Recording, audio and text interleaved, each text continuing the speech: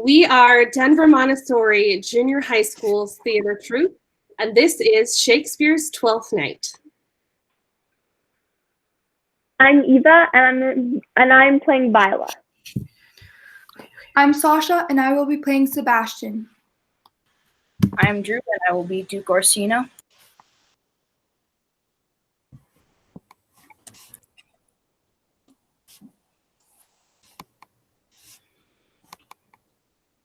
Kira, we couldn't hear you.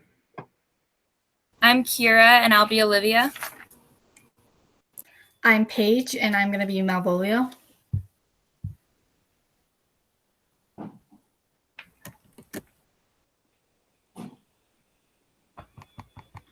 Orlina, we can't hear you. You turned your mic off and then back on. I'm Orlina, and I will be playing Mariah. I'm Taya, and I'll be playing Sir Toby Belch. I'm Ian, and I'll be playing Sir Andrew Aguchi. I am Gus, and I'll be playing the clown. I'm Lillian, and I will be playing Fabian. I am Brooklyn, and I will be playing Antonio. I am Violet, and I will be playing Valentine. I'm Gabby, and I'll be playing Curio. I'm Elena, and I'll be playing the servant. I'm Natalie, and I'll be playing the sea captain. I'm Ryan, and I will be playing the first officer. I'm Amelia, and I'll be playing the second officer. And I'm Katya, and I'll be playing the priest. Thank you for joining us for this virtual Shakespeare play. We are on the island of Illyria at the Duke Orsino's palace. The Duke enters with his lords and attendants. If music be the food of love, play on, give me excess of it, that surfeiting the appetite may sicken and so die. That strain again, it had a dying fall. Oh, it came o'er my ear like the sweet sound that greets upon a bank of violets. Enough, no more. 'Tis not so sweet now as it was before. Will you go hunt, my lord? What, Curio? The heart? Why, so I do. The noblest that I have. Oh, when mine eyes did see Olivia first, that instant was I turned into a hart. And my desires, like fell and cruel hounds, e'er since pursue me. How now? What news from her? So please, my lord, I might not be admitted, but from her handmaid do return this answer. The element itself, till several years' heat, shall not behold her face at ample view. All this to season, a brother's death love, which she would keep lasting in her sad remembrance. Oh, she that hath the heart of that fine frame to pay the stead of love but to a brother. A seacoast on Illyria.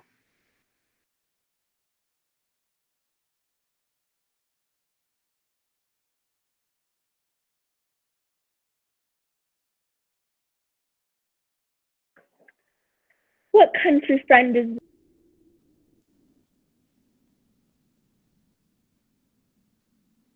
This is Illyria, lady. And what should I do in Illyria? My brother, he is in Elysium. Perchance he is not drowned? What think you? It is perchance that you yourself were saved, and to comfort you a chance. Assure yourself, after a ship to sink, when you and this poor number saved with you, hung on a diving boat, I saw your brother, was prudent in peril, bind himself to a strong mast that lived upon the sea. I saw him hold acquaintance with the waves so long as I could see. Mine own escape unfolds to mine hope. Knowest thou this country? Aye, madam. Well, for I was bred and born out 3 hours' travel from this very place. Who governs here? And it will Duke Orsino. Orsino, I've heard my father name him. He was a bachelor then. And so is now, or so very late, but for a month ago I went from hence, and then 'twas fresh in the moment that he did seek the love of fair Olivia. What she? A virtuous maid, the daughter of a count, who died some 12 months since, leaving her and affection of her son, who shortly also died, but whose dear love, they say, she hath endured the company and sight of men. Oh, that I served that lady. That would be hard to compass, because she meant to claim no kind of suit, no, not the duke's. I prithee, and I'll pay thee bounteously. Conceal me what I am, and be my aid for such disguise, as haply shall become the form of my intent. I'll serve the duke, lead me on.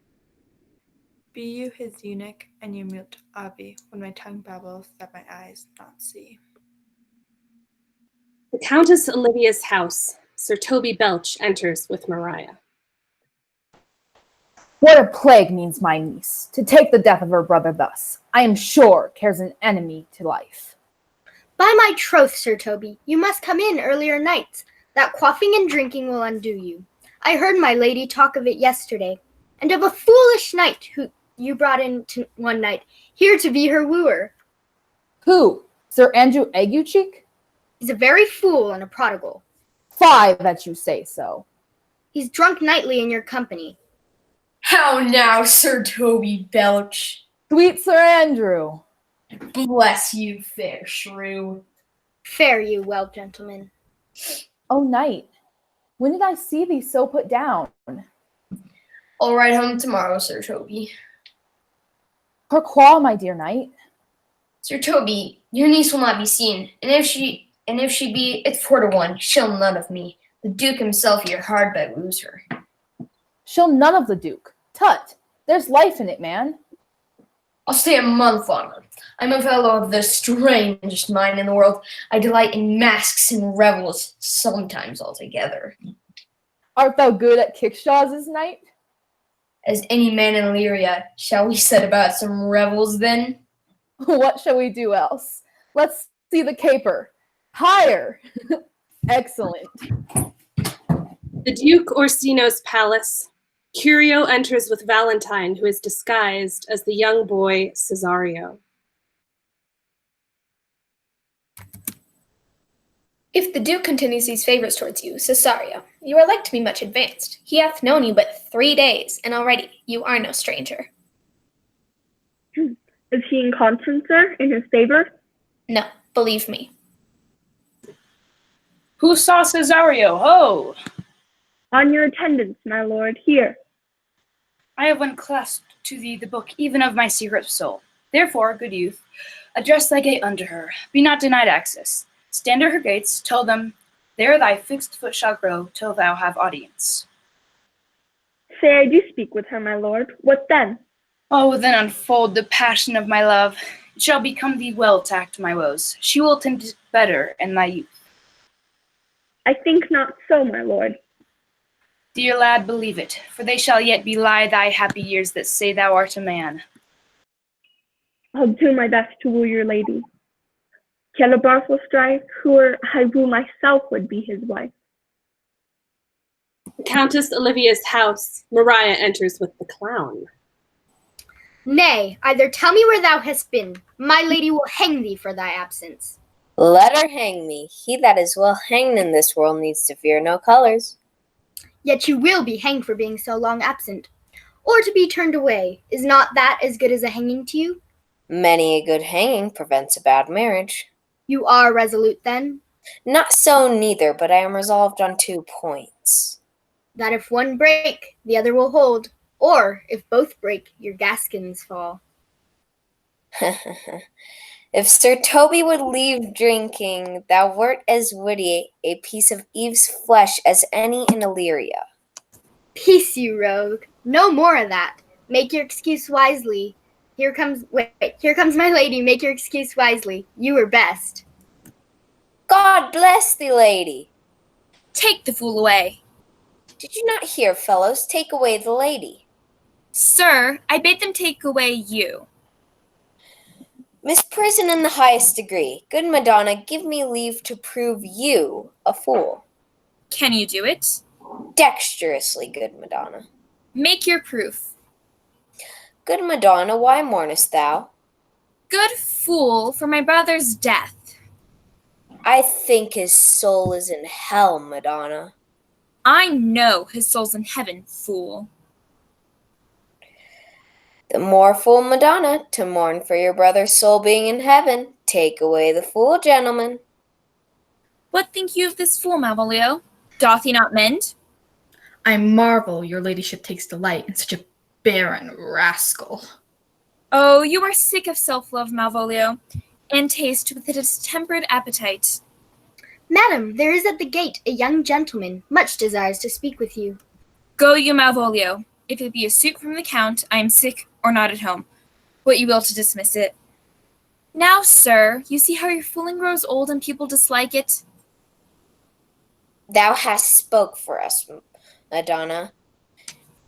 If thy eldest son should be a fool, whose skull Jove cram with brains. Madam, yon young fellow swears he will speak with you. He is fortified against any denial. He says you'll stand at your doorway like a sheriff's post and be the supporter to a bench, but he'll speak with you. Let him approach. Give me my veil, throw it o'er my face. We'll once more hear Orsino's embassy.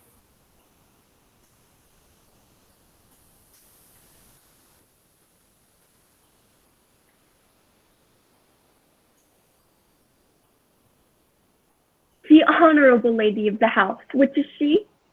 Speak to me. I shall answer for her. Most radiant, exquisite, and unmatchable beauty. I pray you, tell me if this be the lady of the house, for I never saw her. I would be loath to cast away my speech. Are you a comedian? No, my profound heart. Are you the lady of the house? I am. I will on with my speech in your praise, and then show you the heart of my message.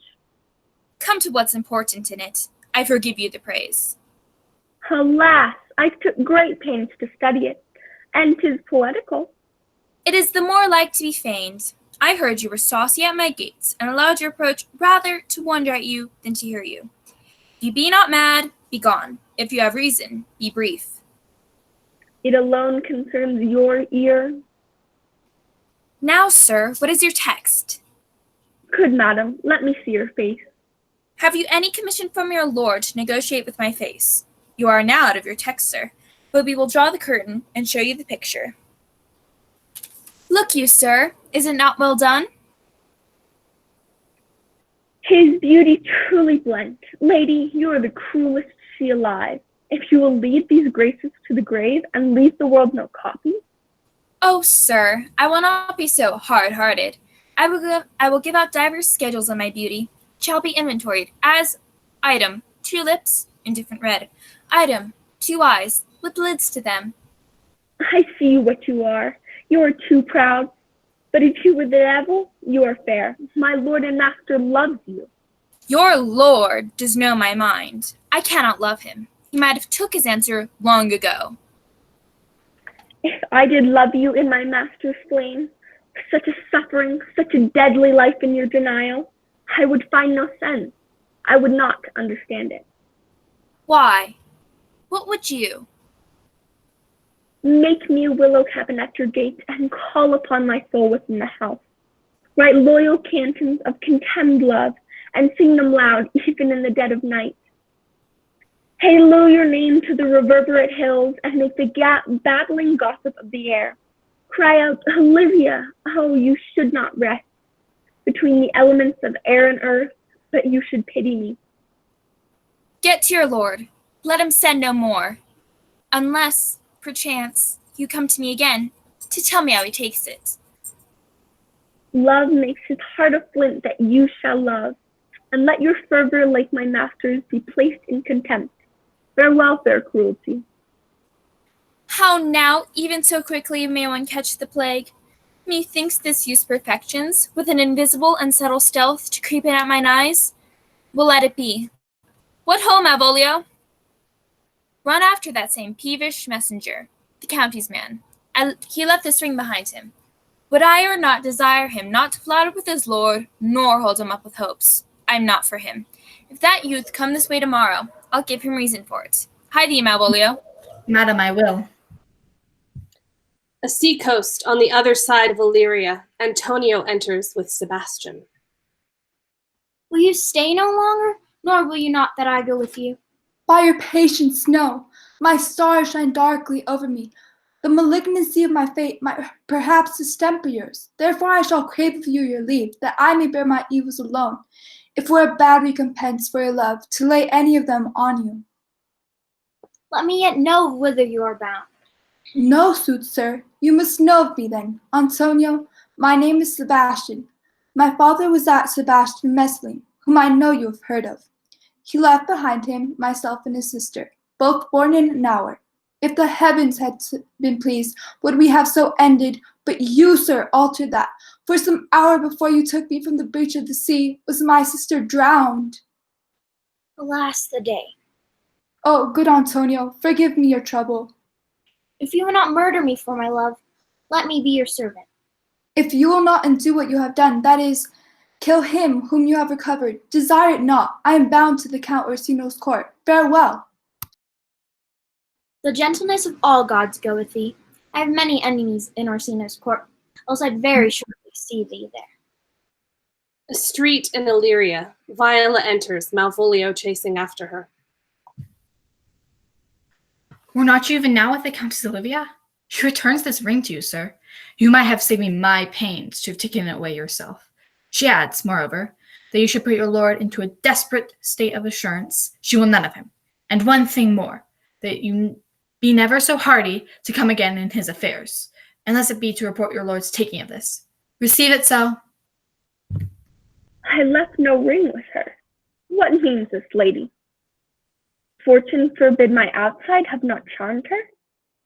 She made good view of me, indeed so much that sure methought her eyes had lost her tongue, for she did speak in starts distractedly. She loves me, sure. What would become of this? As I am man, my state is desperate for my master's love. As I am woman, now alas the day, what thriftless sighs shall poor Olivia breathe. Countess Olivia's house, late at night. Sir Toby and Sir Andrew enter. Approach, Sir Andrew. Not to be abed after midnight is to be up betimes. Let us therefore eat and drink. Marry, and I say, a stoup of wine.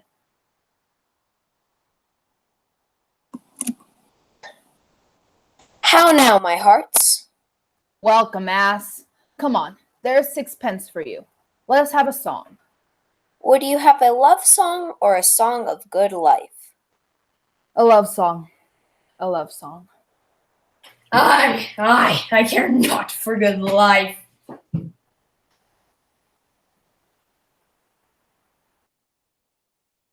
O mistress mine, where are you roaming? Oh, stay and hear your true love's coming, that can sing both high and low. A mellifluous voice as Andrew Knight. A contagious breath. What is love? 'Tis not hereafter. Present mirth hath present laughter. What's to come is still untrue. What's to come is still untrue. In delay there lies no plenty. So come kiss me, sweet and 20. Youth's a stuff will not endure. Youth's a stuff will not endure. What caterwauling do you keep here? If my lady has not called up her steward Malvolio and bid him to turn you out of doors, never trust me. Am I not of her blood? For the love of God, peace! My masters, are you mad? Do ye make an alehouse of my lady's house? Is there no respect of place, persons, nor time in you? We did keep time, sir, in our catches. Snack up. Sir Toby, my lady bade me tell you that though she harbors you as her kinsman, she's nothing allied to your disorders. If you can separate yourself and your misdemeanors, you are welcome to the house. If not, she's very willing to bid you farewell. Art thou any more than a steward? Dost thou think because thou art virtuous there shall be no more cakes and ale? A stoup of wine, Maria!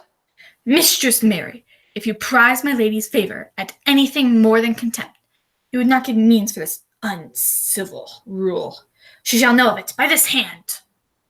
Go shake your ears. Sweet Sir Toby, be patient for tonight, for Monsieur Malvolio, let me alone with him. If I do not make him a common recreation, do not think I have wit enough to lie straight in my bed. I know I can do it. Tell us something of him. He thinks that all that look on him love him, and on that vice in him will my revenge find notable cause to work. I can write very like my lady, your niece, and I will drop in his way some obscure epistles of love, wherein he shall find himself most feelingly personated. He shall think by the letters thou wilt drop that they come from my niece, and that she's in love with him. Oh, 'twill be admirable. Sport royal, I warrant you, for this night to bed and dream on the event. For me, she's a good wench. She's a beagle, true bred, and one that adores me. I was adored once, too. Come, come. 'Tis too late to go to bed now. Come, knight. The Duke Orsino's palace. The Duke enters with his attendants. If ever thou shalt love, in the sweet pangs of it remember me. For such as I am, all true lovers are. How dost thou like this tune? It gives a very echo to the seat where love is thrown. My life upon it. Young though thou art, thine eye hath stayed upon some favour that it loves. Hath it not, boy? A little, by your favor. What kind of woman'st? Of your complexion. What years of faith? About your years, my lord. Too old by heaven. Let still the woman take an elder than herself. So sways she level in her husband's heart. So wears she to him, whatever. Sorry, guys. For boy, however we do praise ourselves, our fancies are more giddy and unfirm than woman's are. I think it well, my lord. Then let thy love be younger than thyself. For women are as roses, whose fair flower, being once displayed, doth fall that very hour. And so they are. Alas, they are so to die, even when they to perfection grow. Let all the rest give place. Once more, Cesario, get thee to yon same sovereign cruelty. Tell her, my love more noble than the world, prizes not quantity of dirty lands. The parts that fortune hath bestowed upon her, tell her I hold as giddily as fortune. But 'tis that miracle and queen of Jim, that nature pranks her and attracts my soul. But if she cannot love you, sir? I cannot be so answered. But you must. Say that some lady, as perhaps there is, hath for your love a great pang of heart, as you have for Olivia. You cannot love her. You tell her so. Must she not then be answered? There's no woman's sides can bide the beating of so strong a passion as love doth give my heart. Alas, their love may be called appetite, but mine is all as hungry as the sea, and can digest as much. Make no compare between that love a woman can owe me and that I owe Olivia. Aye, but I know. What dost thou know? Too well what love women to men may owe. In faith, they are true as heart as we. My father had a daughter, loved a man, as it might be perhaps were I a woman. I should, your lordship. And what's her history? A blank, my lord. She never told her love, but let concealment like a worm in the bud feed on her damask cheek. She pined in thought, sat like patience on a monument, smiling at grief. Was this not love indeed? We men say more, swear more, but indeed we prove much in our vows, but little in our love. But died thy sister for love, my boy? I am all the daughters of my father's house, and all the brothers too, and yet I know not. Sir, shall I to this lady? Aye, that's the theme. To her in haste. Give her this jewel. Say, My love can bide no place. Give no place, bide no denay. Lady Olivia's house, Sir Toby Belch and Sir Andrew enter with Fabian.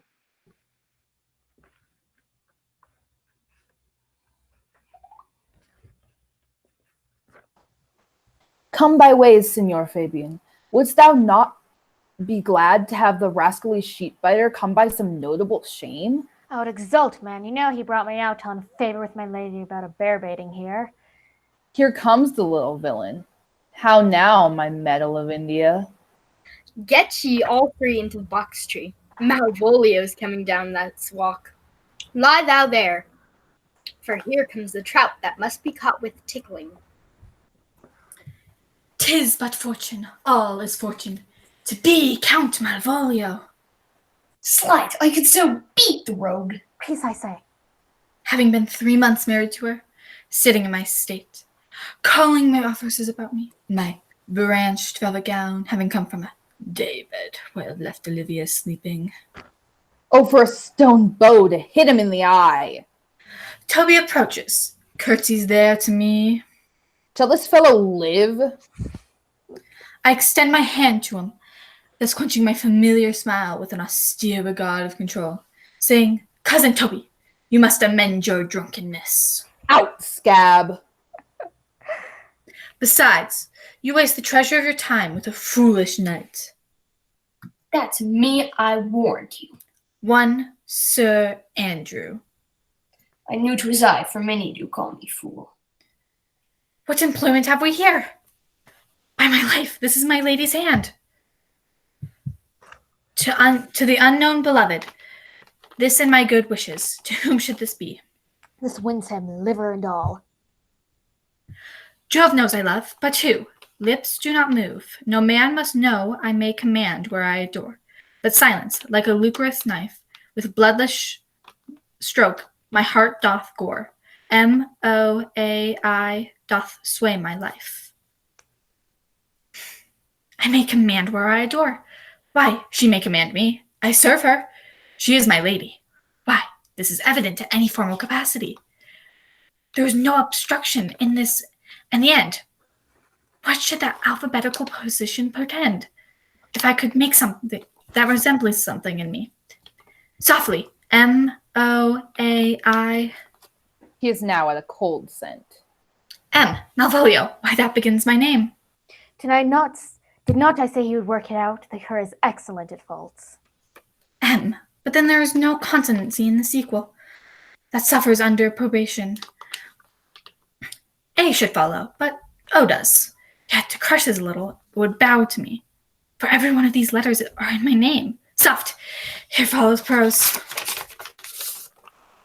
If this fall into thy hands, revolve. In my stars, I am above thee. But be not afraid of greatness. Some are born great, some achieve greatness, and some have greatness thrust upon them. Thy fates open their hands in thy blood, and spirit embrace them, and to inure them thyself to what thou art like to be, cast thy humble slough and appear fresh. Be opposite with a kinsman, surly with servants, and thy tongue tang arguments of state. Put thyself into the trick of singularity. She thus advises thee that sighs for thee. Remember who commanded thy yellow stockings, and wished to see thee ever cross-guarded. I say, remember, go to thou art thee a steward still, the fellows of servants, and not worthy to touch fortune's fingers. Farewell, she that would alter services with thee. The fortune unhappy. Daylight in Champagne discovers not more. This is open. I will be proud. I will baffle Sir Toby. I will wash off gross acquaintance. I will appoint devise with the very man. I do not now fool myself to let imagination jade me. For every reason excites to this. And my lady loves me.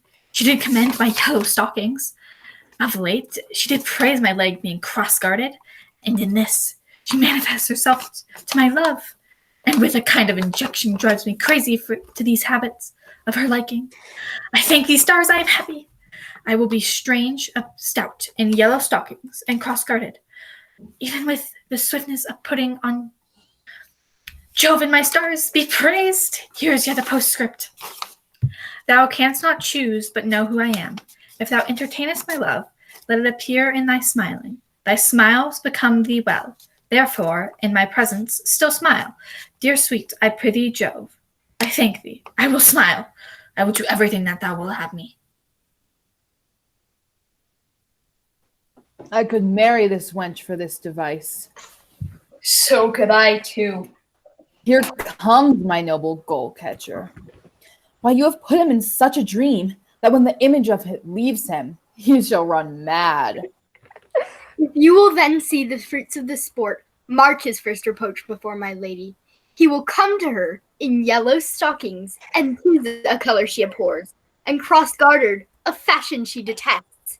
If you will see it, follow me. To the gates of Tartar, thou most excellent devil of wit. Thank you. We will take a brief intermission break.